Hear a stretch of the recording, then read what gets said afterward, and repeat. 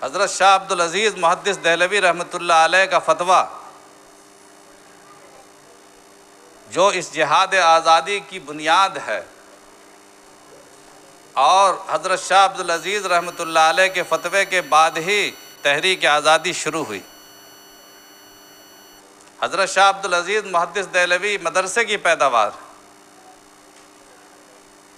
वो इसी दरसगाह के पढ़े हुए थे।